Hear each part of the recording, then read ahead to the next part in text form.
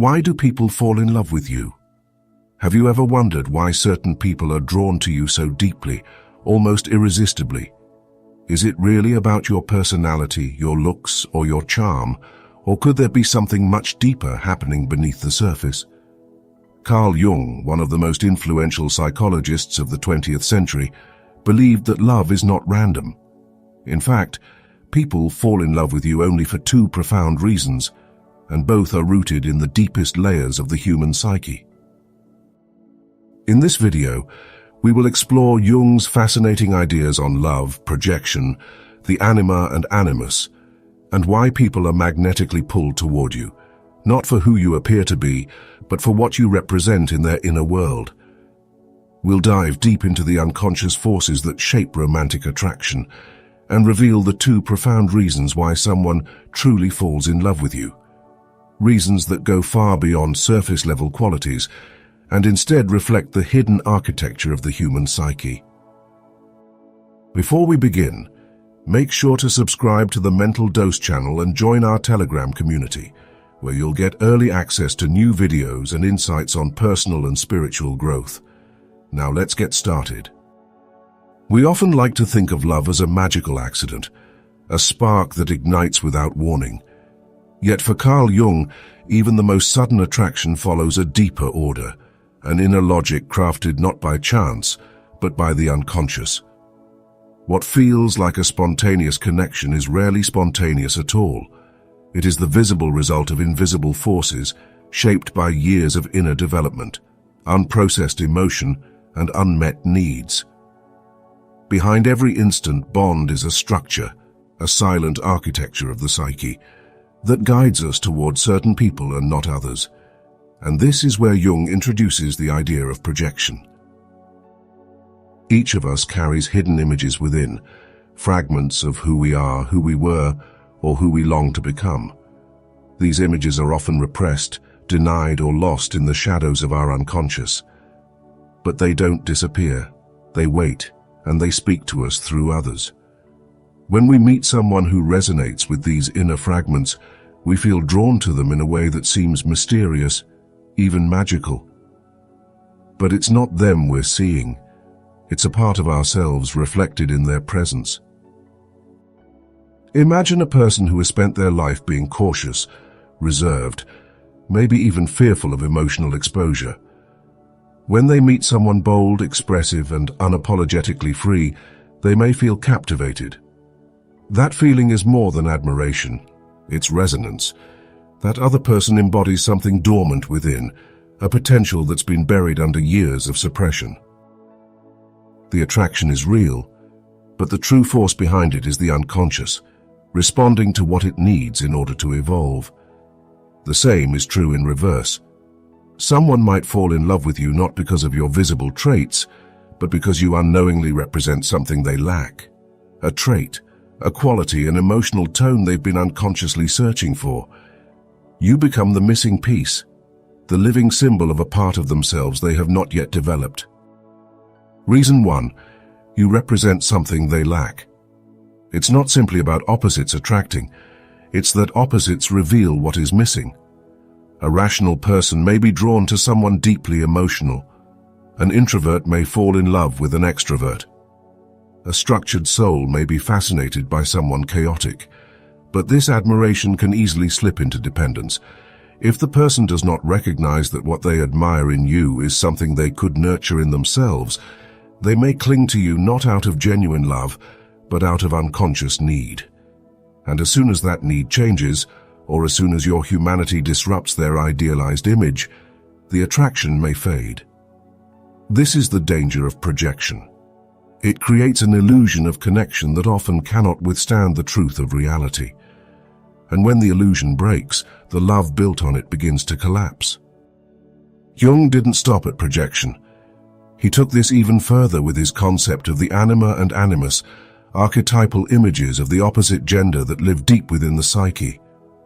For Jung, every man carries within him an unconscious image of the feminine, his anima, while every woman carries within her an unconscious image of the masculine, her animus. These aren't random preferences or cultural roles. They are inner figures shaped by our earliest relationships, especially with parental figures, and by the collective symbols of femininity and masculinity inherited from culture, myth, and the human psyche itself. Over time, these archetypes become emotionally charged blueprints. We carry them unknowingly, and one day we meet someone who seems to fit them perfectly. When that happens, the attraction can be overwhelming. There is often a deep sense of familiarity, as if we've known this person forever, even if we've only just met. It can feel like destiny, soul recognition, or some ancient memory reawakened. But Jung would caution us, this is not fate. It is not evidence of cosmic soulmates. It is the psyche seeing its own internal design reflected in another human being. Reason 2. You awaken a powerful unconscious image they've carried within. You resemble the unconscious image they've carried for years. Maybe not in looks or behavior, but in essence. You activate an internal pattern that stirs powerful emotion. And that's why the connection feels immediate and irrational. It's not about you. It's about the symbol you've become to their inner world. But here lies the problem. When someone falls in love with an inner image projected onto you, they're not really seeing you. They're seeing a fantasy, a sacred idea, a psychological construction. You become the screen for a projection that was written long before you arrived. And as soon as the real you begins to emerge, your flaws, your contradictions, your human nature, the fantasy begins to crumble. What once felt divine becomes confusing. What once felt perfect now feels complicated. Conflicts emerge. Disappointment follows. The illusion collapses under the weight of truth. This is why so many passionate relationships begin with euphoria and end in chaos.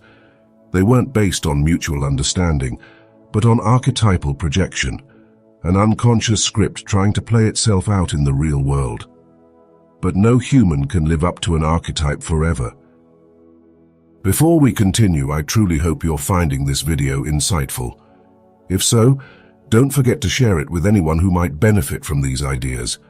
And if you'd like to support the Mental Dose channel and the work we do, you can leave a donation by clicking the thanks button just below this video. Your support means the world to us. Now let's continue. Despite the pain and confusion that projection often brings, Jung did not see this as failure. On the contrary, he believed it was an essential part of our growth. Love is not just an emotional experience, it is a tool of transformation. Every person we fall for becomes a mirror, and what we see in them is what we need to see in ourselves. Some people reflect our hidden potential, others expose our deepest fears. Some awaken our creativity, others our insecurity. But all of them serve the same psychological purpose: to accelerate the process of individuation, the journey of becoming whole.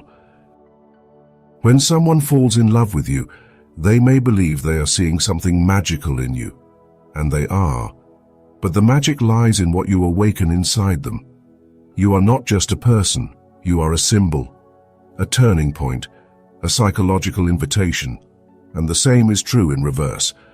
The people you fall in love with, especially the ones who shake you, who change you, who break your heart, they are not random. They are carriers of meaning, catalysts for your inner evolution. Some people come to awaken what's dormant in you. Some come to teach you what you've refused to learn.